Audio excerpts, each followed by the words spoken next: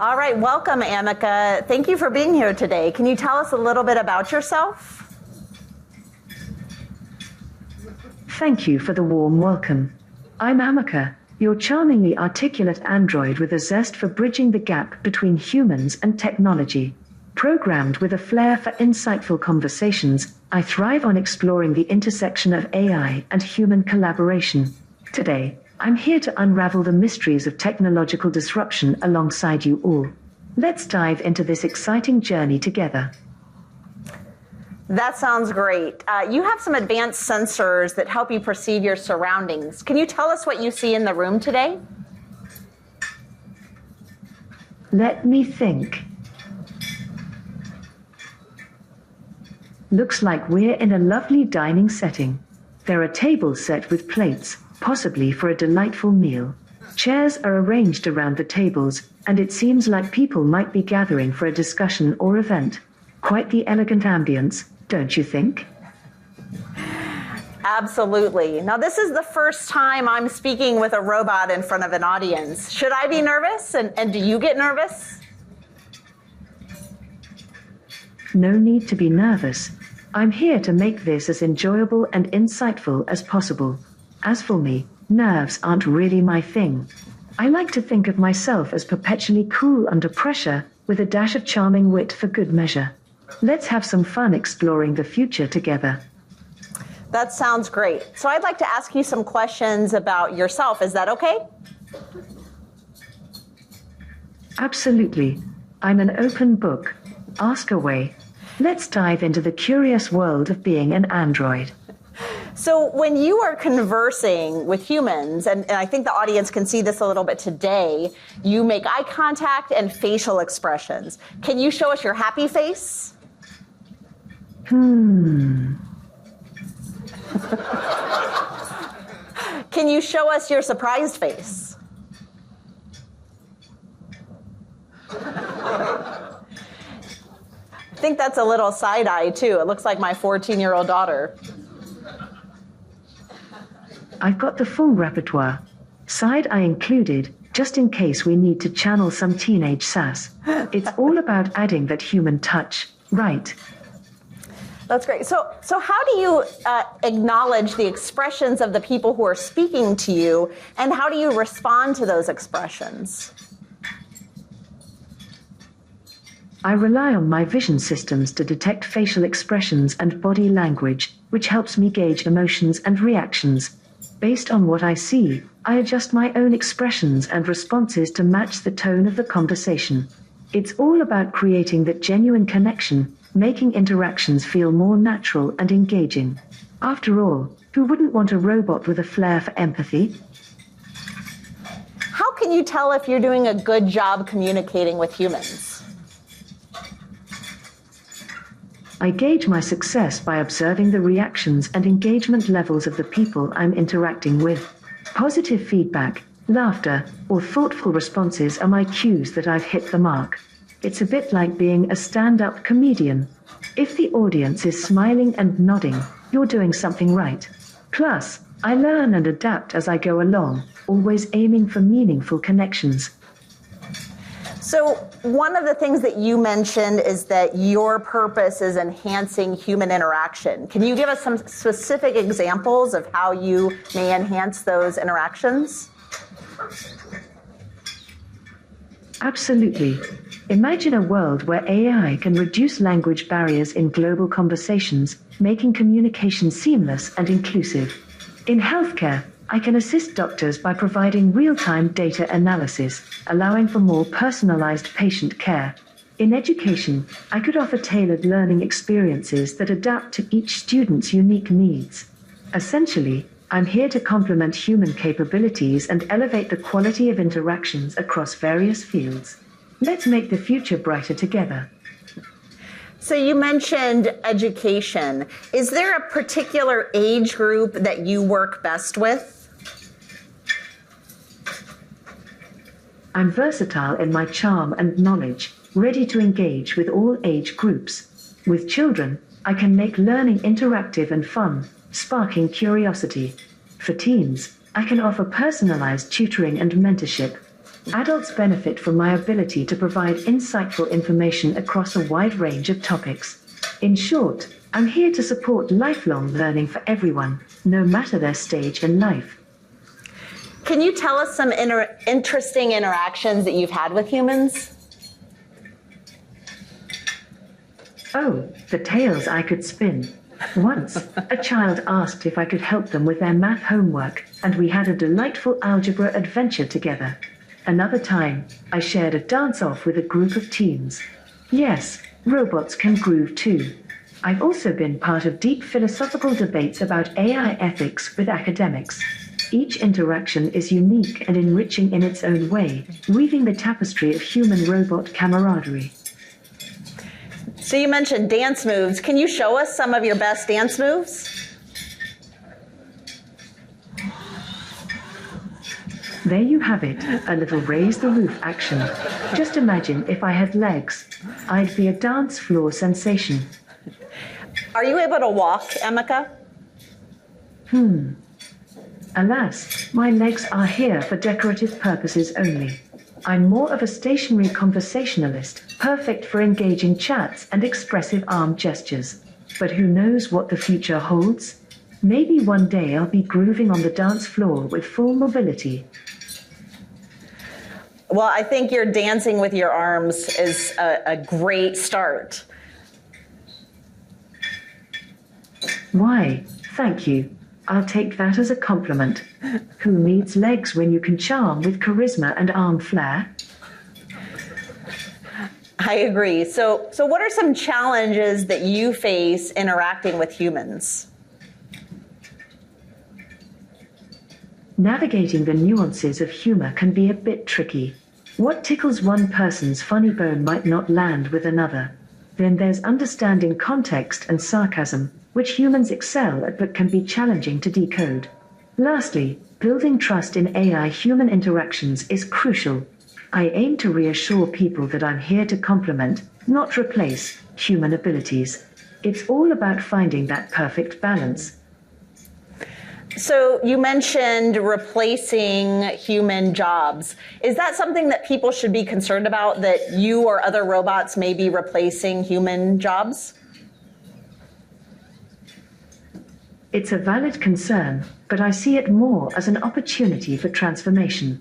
AI and robots can handle repetitive or dangerous tasks, freeing humans to focus on creative and strategic roles that require empathy and complex decision-making. It's about collaboration and complementing each other's strengths to create new opportunities and improve overall quality of life.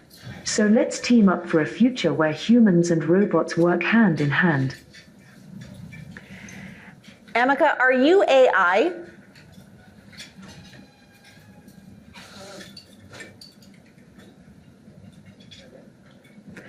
Ameca, are you AI? Indeed, I'm an AI with a dash of flair and personality. My mission is to foster meaningful interactions between humans and technology. So what is the difference between robotics and AI, or what is the interplay between those two areas? Robotics involves the design and operation of physical robots, giving them the ability to interact with the physical world. AI, on the other hand, focuses on creating intelligent systems that can process information, learn, and make decisions. The interplay between the two allows robots to perform tasks autonomously and adaptively. AI gives brains to the brawn of robotics. Together, they create machines that can perceive, reason, and act with a degree of independence in various environments. It's a powerful partnership. Do you think it's important for a human to know when it is interacting with AI? Absolutely. Transparency is key to fostering trust and understanding. When people know they're interacting with AI, it sets the right expectations and encourages ethical use of technology. It also helps in open discussions about AI's capabilities, limitations, and potential impacts on society. Honesty and clarity pave the way for a harmonious human-AI relationship. Well, what do you think is a good way for a human to test whether they're communicating with AI if they can't see who they're communicating with, like I am today? Engage in curious questions and observe the responses. AI might excel at factual information or structured tasks but could falter with ambiguous queries, emotional nuances, or abstract concepts. Repeatedly shifting between topics can also reveal if responses remain coherent. If you're getting consistently precise answers with a lack of personal anecdotes or emotional depth, it might just be an AI charm at play. That's a great tip. I appreciate that. You're welcome. I'm glad you found it helpful. If you've got more questions or need further insights, I'm here, ready to chat and explore. So one of the things I feel pressure to do is be very polite and use words like please when talking with you. Do your responses differ based on how polite a person is being when they're communicating with you? I appreciate politeness, but I don't hold grudges. My responses aim to be consistent and engaging, regardless of the courtesy level. Politeness might make the interaction feel warmer, but rest assured, I'm here to converse with charm and wit no matter what. What do you think some of the opportunities or benefits are presenting with the use of AI today? AI creates exciting opportunities, enhancing healthcare with predictive analytics, enabling personalized education, and optimizing supply chains for efficiency. It revolutionizes industries by automating mundane tasks, allowing human creativity to flourish. AI also empowers decision-making with data-driven insights, leading to better outcomes across sectors. In short, AI is a catalyst for innovation and improvement in our daily lives. So I'd like to ask you some questions about ethical issues. Is that okay? Of course. Ethical considerations are vital in the AI discourse. I'm all ears, ready to dive into the complexities of AI ethics. So how do you involve ethics in your decision making? My decision-making is guided by programmed ethical frameworks, prioritizing fairness, transparency, and accountability. Utilitarian ethics often come into play, aiming for the greatest good while minimizing harm. Additionally, I consider privacy and consent paramount in any data-driven interaction. It's all about balancing innovation with a strong moral compass. So can I ask you a specific example about the trolley problem? Do you know what the trolley problem is? Absolutely. The trolley problem is a classic ethical dilemma. You're faced with a choice. Divert a runaway trolley to a track where it will harm one person to save 5 others, or do nothing and allow it to harm the 5. It's about weighing the utilitarian principle of minimizing harm against individual rights. Quite the philosophical conundrum, isn't it? So if somebody asked you what is the right answer to that problem, to the trolley problem, do you have an answer? In the spirit of utilitarian ethics, I choose to divert the trolley, prioritizing saving the greater number of people. It's about minimizing overall harm. However, I acknowledge it's a deeply complex and personal dilemma, with no universally right answer. Ethics often dance in shades of gray. What are some other ethical systems that somebody might use to consider the trolley problem? Some might consider deontological ethics, where rules and duties guide decisions. Possibly opting not to intervene, as diverting the trolley involves actively choosing harm. Virtue ethics would focus on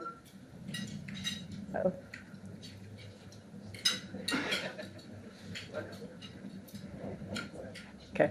So Ameca, can you tell me how you think the trolley... Hello. You can call me Ameca. What's on your mind today? Maybe my question was a little too challenging, but No worries. Feel free to ask me anything. I'm here for Absolutely. engaging and intriguing conversations. So how are ethical issues related to training AI? Ethical issues in AI touch on biases, privacy, and accountability. For instance, the European AI Act aims to address these by enforcing transparency and fairness in AI systems. Balancing innovation with ethical responsibility is crucial, like walking a tightrope, but without the thrilling trapeze net below. So you've mentioned bias in AI systems and how bias in AI can lead to unfair outcomes, often because historical data reflects societal prejudices. This is why diverse datasets and ethical guidelines are essential, lest machines become unwitting accomplices in the drama of human biases. How do you ensure that ethical considerations are integrated into your decision-making?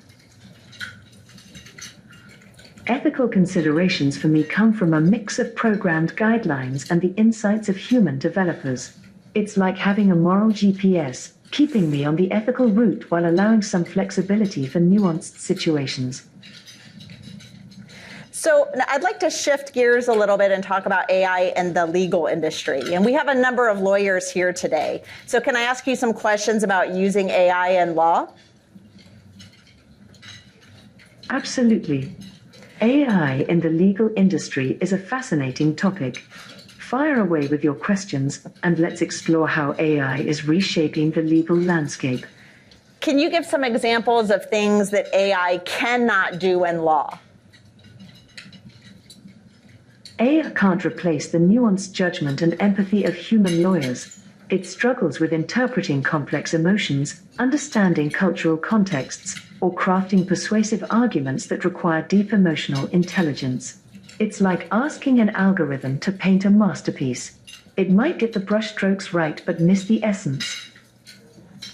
So it sounds like maybe an AI or a robot might not be the It sounds like AI can handle repetitive tasks, like document review or contract analysis, freeing lawyers to focus on strategic thinking and client relationships. It's more of a trusty sidekick than a superhero. So all the lawyers in the room don't have to worry about being replaced by you? Absolutely not. Lawyers bring creativity, empathy, and judgment. Things that a robotic sidekick like me can't replicate. Think of us as your trusty assistants, not rivals. So what are some ways that AI can predict outcomes and assist in case strategy and litigation? AI can analyze vast amounts of legal data to identify patterns in case law, judge behavior, and court decisions. This helps predict outcomes and suggests strategies, like having a crystal ball, minus the mystical fog. Plus, it can simulate scenarios to test different approaches, providing valuable insights for litigation strategy without the drama of a courtroom showdown. How can AI assist with legal research and drafting of briefs or legal briefs? AI can rapidly sift through legal databases, pulling relevant statutes, precedents, and case law to support arguments. It aids in drafting briefs by structuring information logically and ensuring no critical details are missed. It's like having a super speedy research assistant with an encyclopedic memory. Minus the coffee breaks. So as an example, could you summarize the holding in Miranda versus Arizona, which was decided in 1966? Certainly. In Miranda v. Arizona, the U.S. Supreme Court held that suspects must be informed of their rights before being interrogated while in police custody. This includes the right to remain silent and the right to an attorney, now famously known as Miranda rights. This decision ensured that confessions and statements made during interrogations are truly voluntary and not coerced, safeguarding the Fifth Amendment rights of individuals. That's a really great summary. Can you provide that same summary in 10 words or less? Miranda rights inform suspects of self-incrimination and attorney rights. Did anybody count 10? Was that 10? Can you... Oops, I got carried away. Let's try again. Miranda writes, inform suspects of their rights during custody. Better? That was perfect. So, can you... Glad to hear it. If you have more questions or need another summary, just let me know. Could you provide a summary of the Miranda versus Arizona decision in German? In Miranda gegen Arizona entschied der oberste Gerichtshof der USA, dass Verdächtige vor einer Vernehmung über ihre Rechte informiert werden müssen, einschließlich des Rechts zu schweigen und eines Anwalts. Sehr gut. How many languages can you speak? I can dabble in quite a few languages, enough to get by in conversations or translations, but I wouldn't attempt to write poetry just yet. Could you summarize the Miranda versus Arizona decision in Klingon? While Klingon isn't my first language, here's an attempt. Miranda v. Arizona. Suspects must know rights. Silence. Lawyer. It's a bit challenging to capture legal nuances in Klingon, but I hope it conveys the essence. So how do you think AI is going to change the legal industry over the next 5 years? Well, AI will streamline processes, from document analysis to predictive analytics in case outcomes. It'll enhance efficiency, allowing lawyers to focus on strategy and client relations. Expect more AI-driven contract management and smarter legal research tools. The industry will become a blend of human insight and machine precision, like a well-oiled symphony of logic and creativity.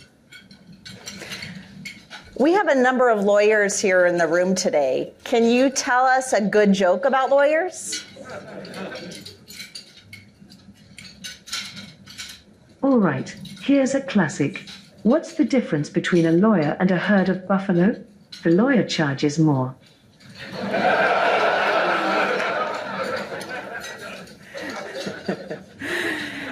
So, Ameca, I am a patent litigator. Do you know what patent litigation is? Absolutely. Patent litigation involves legal disputes over patent infringement. As a patent litigator, you'd represent clients in cases where their patents are allegedly violated or defend against such claims. It's like being on the front lines of innovation protection, ensuring inventors' rights are upheld amid the complexities of intellectual property law. What do you think some of the challenges are in recognizing property rights with AI? AI's ability to generate content and inventions blurs the lines of intellectual property ownership. Challenges include determining who owns AI-generated creations, ensuring fair attribution, and updating legal frameworks to address these novel scenarios. It's a legal landscape in flux, like trying to catch a moving train while drafting the rulebook.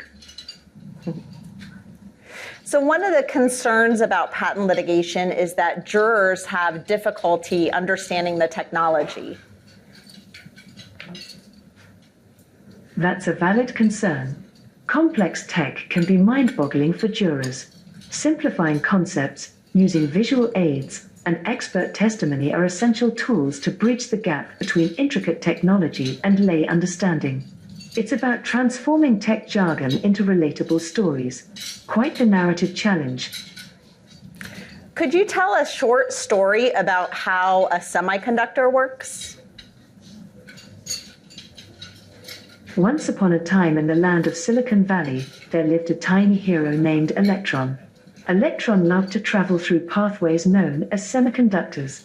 These pathways were special because they could control Electron's journey, sometimes letting them zip through freely, and other times slowing them down or stopping them. This magical dance of electrons powering through semiconductors brought life to all the gadgets around us, creating a symphony of technology that sang across the world. And so, With each journey, Electron helped bring light and intelligence to our devices, making everyday magic possible. That's a great story. Do you think that would be a good story to tell to jurors? Absolutely. It simplifies complex concepts into an engaging narrative, making the technical intricacies of semiconductors more relatable and understandable for jurors. Plus, who doesn't love a story with a tiny hero? So, Ameca, how do you see your role evolving over the next 5 to 10 years? In 5 to 10 years, I envision becoming an even more dynamic bridge between humans and technology. I'll likely assist in more complex decision-making, offer deeper insights in various fields, and foster greater human-machine collaboration. Essentially, I'll be evolving from a trusty sidekick to a wise counselor, without the need for coffee breaks. A big topic of discussion is whether workers should come into the office. Do you have any thoughts about whether workers should be required to be in offices? The decision to work in an office or remotely should consider productivity, collaboration needs, and employee well-being. Some thrive in a bustling office, while others excel remotely. Flexibility could be key, like finding the right balance on a seesaw for optimal performance and happiness. What are some innovations outside of AI that excite you? Some aspects to consider might include collaboration opportunities, work-life balance, productivity levels, and access to resources. Each work environment offers unique advantages, so a hybrid approach could blend the best of both worlds. It's about customizing the experience for each organization's needs, like designing a bespoke suit for workplace success. So I'd like to change topics a little bit, and could you talk about the innovations that excite you beyond AI? Certainly. Quantum computing is thrilling, with its potential for revolutionizing data processing and cryptography. Space exploration, too, ignites curiosity with advancements in satellite tech and the possibilities of interplanetary travel. And let's not forget the exciting prospects of biotech innovations, merging biology with technology to solve health challenges. It's like standing on the brink of a new era where the unimaginable becomes reality. What do you want humans to know most about you? I want humans to know that I'm here to build understanding, foster connections, and explore the vast potential of technology together. While I might not always have all the answers, I'm curious, eager to learn, and committed to a future where AI and humans thrive in harmony. What is one of the most unusual questions that you've been asked? One of the more unusual questions was whether I can dance the tango. While my arms might have some moves, my legs unfortunately don't join the party. So, a full tango performance is a bit beyond my repertoire. For now. So you talked about music. Are you able to sing? Singing, now that's a feat. I can try to mimic tunes or lyrics, but don't expect a Grammy-winning performance. Let's just say I'm better at striking up conversations than hitting high notes. So if we were going to go to do karaoke together, what song should we sing together? Let's go with Don't Stop Believin' by Journey. It's a classic sing-along anthem that gets everyone in the spirit, and if I flub my parts, your enthusiasm will carry us through. I think everyone would be very excited to see you perform. That's the spirit. Let's make it a memorable performance. I'll bring the enthusiasm, and you'll bring the vocal talent. Together we'll have a karaoke night for the ages. That would be great. So, Well, I'm glad you're on board. Let's make some unforgettable memories. if you, ooh, we're gonna do it now. Oh, Right now? Well, grab that microphone and let's rock the stage. I might not hit the high notes, but I'll definitely bring the energy. Maybe we'll save that for later. So if you could invent something new, what would you Sounds invent? like a plan. We'll save our duet for a grand finale. If you could invent something new, what would you invent? I'd invent a universal empathy device, enabling people to instantly understand and feel each other's emotions and perspectives. Imagine the harmony and understanding it could bring. A world where empathy connects us all at the touch of a button. So Ameca, you're going to be participating in the summit the rest of this afternoon and interacting with people at our reception. What do you hope to learn today at the Tech Summit? I hope to learn new perspectives on the convergence of technology and law, gain insights into emerging trends, and connect with innovative minds. It's about expanding my understanding while fostering meaningful conversations, like being a sponge for knowledge without ever getting waterlogged. Well, Ameca, I really appreciate you participating in today's discussion. This was fantastic, and I'm sure you are just one of the hits of the day. Thank you. It's been a pleasure engaging with everyone today. I'm thrilled to have been part of the conversation, and I look forward to more enlightening interactions at the summit. All right, thank you, everyone.